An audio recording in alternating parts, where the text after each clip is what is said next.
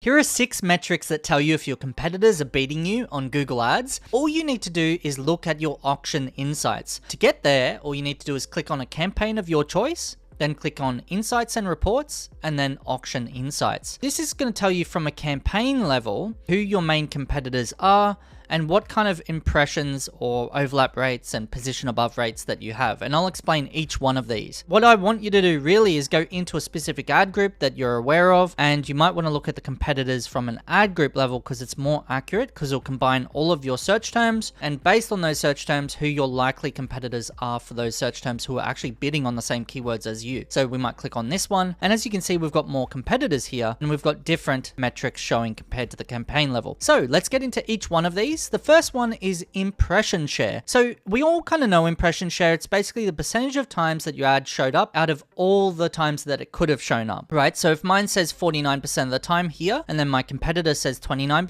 of the time, it means that about 49% of the time, or maybe 5 out of 10 times, my ads show up, and then 5 out of 10 times it doesn't show up, right? And you can see the competitors and their scores as well. A high number means you're showing up more often, which means good visibility. And a low number means you're missing out on more opportunities. So you should probably take a look at a few things. So if it is low, you need to check your budget limits. So I'm talking daily budgets, or if you're doing manual CPC, take a look at what you're bidding on. Have a look at your ad rank. So improving your quality scores, your ad relevance, like tweaking the copy on your headlines and descriptions, and also going through your keywords and, refining your keywords further. Also going on your landing pages and making sure that it's more accurate to your ads. Now, if it is high, you're already covering most of the searches. Like if you're already at like 60 to 70% or something like that, that's already quite good. And so you don't need to worry too much about that. So you probably need to focus more on conversion rates and improving the conversion rate on that traffic that you're getting. So the next one here is called the overlap rate. So the overlap rate is a percentage of times another advertiser's ad appeared in the same auctions as yours. Have a look at this one. We've got the second row here. It's 37% of the time. And so this is the highest competitor that we have that is overlapping with our ads. Let's round it up. It's about 4 out of 10 auctions. They're competing in the same ads or the same keywords as us. That's not really a good thing. It's a good thing for us to know that they exist, but now we have a target to actually look at to see what they're doing with their ads, their landing pages, etc. So a high number, as you can imagine, it means you're competing with them more frequently, and a low number means you're rarely crossing paths with them, and you probably don't even have to worry about them. Like cross them out of your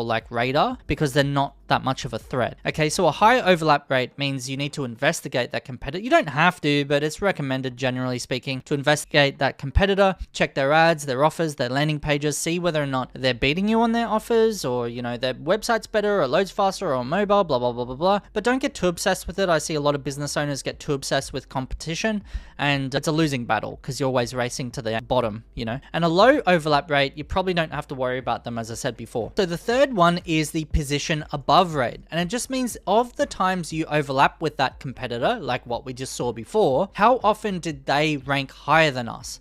So if we have a look at this, it says that out of the, let's say rounded up, 4 out of 10 auctions that we matched or competed against in, how many of the times did they beat us in those auctions? And so it's saying that 3 out of 10 times really they beat us, well, and it's assumed that we beat them the rest of the time. So this position above rate seems to be pretty good. We're beating them in general, so we don't have to really worry about them. So a high number means they're beating you. A low number means you are beating them. Okay, so if they are high, it's worth trying to beat them. Like if they are beating you, it's worth trying to see how you can beat them. So you might want to raise your budgets, improve your keyword match types, improve your landing pages, all that kind of stuff, your ad rank. If it's low and you're already above them, why bother? Why do you need to look at their ads or landing pages? Unless you have some sort of sneaky suspicion that, they're stealing your conversions, they have the better offer. But most of the time, you don't really need to worry about them, okay? Now, the fourth one is top of page rate. Now, top of page rate is a percentage of your impressions that showed above organic results. And what the heck's organic results? So organic results is these bad boys. So it's really the SEO results, right? And the paid results is really Google Ads, PPC. So you want to be here.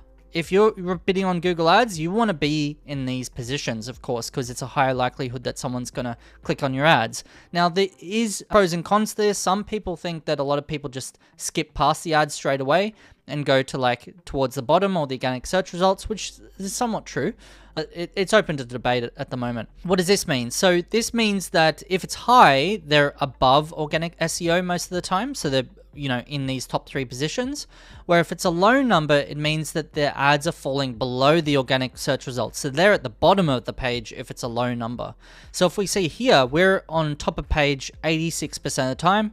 So you could inverse that and say about 14% of the time we're at the bottom of the page. Okay, not a bad metric. If you're looking at, a low number, you'll probably want to raise your bids in terms of your daily budget, improve your quality scores. You want to check whether or not it's even worth competing at the top, because, some situations where you got personal injury attorneys and things like that, they have like $300 cost per clicks. And it's like, do we really need to be at the top results? Do we need to pressure that? Sometimes you might find that even if you are at the bottom, you will still get conversions, and it's not such a bad deal. You don't always have to be at the top. And if it is high, of course, you're getting better visibility, but just means that your costs are probably through the roof if your quality scores aren't that great. Now, assumptively, your quality scores will have to be good because that will affect your ad rank. It's not always about bids, right? Google doesn't care about how much you're bidding all the time. They care about quality first, who is most relevant. The 5th one is absolute top of page rate, whereas the 4th one was top of page rate. What the heck does absolute mean? Well, absolute means you're absolutely beating everyone else. You are the first ad on the list. If you've got a high number, it means you're in position 1, right? That's pretty cool. If you're a low number, you rarely hit the first spot. So if we have a look at this and we see that 86% of the time we're above the organic search results, but only 4 out of 10 times we're shown as the number 1 spot, you might be thinking, oh crap, that sucks. We need this like 80% of the time. Well, not really. Like if you look at your other competitors, most of them you're beating them, except for these guys here. Like these guys are beating you, this guy's beating. And so it's not necessarily a massively bad thing, but it might mean that you should take a look at this competitor and see why are they beating you. What do they have that's so special that makes them beat you? Are they spending the most? Do they have better quality scores? Do they have better ad ranks?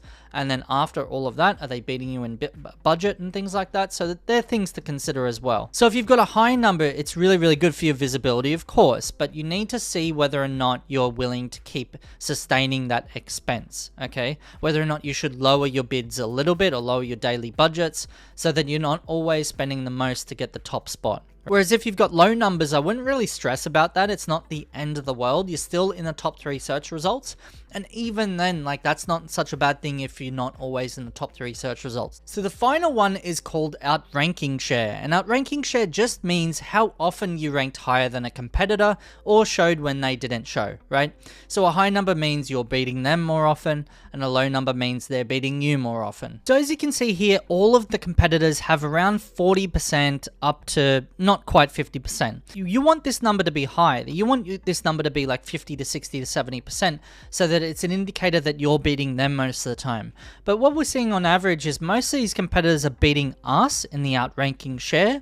And we have to look at a few things. We have to look at, whether or not they're an important competitor, whether or not we should just be happy with what we're doing right now and striving to be better and better, or whether or not we need to get serious about this and keep raising our daily budgets, reviewing our ads, our landing pages, etc., so that we can make them more stronger so we're entering into more auctions. So outranking share isn't necessarily an indicator of quality all the time. Just because your outranking share is a bit low doesn't mean that, you're losing a lot of sales in general or you're making less than your competitors are, right? It's one of those things that's a bit of a misconception, and it's not the most useful metric that I've seen for Google Ads, but let's see how you go. So you might have noticed that some of them have a little dash or a dash EM hyphen there, and that just simply means there's not enough data or it's irrelevant for that particular row and that column. So it's safe to ignore it if it does have a dash here, so don't worry about that too much. Finally, let's recap on what we've learned so far.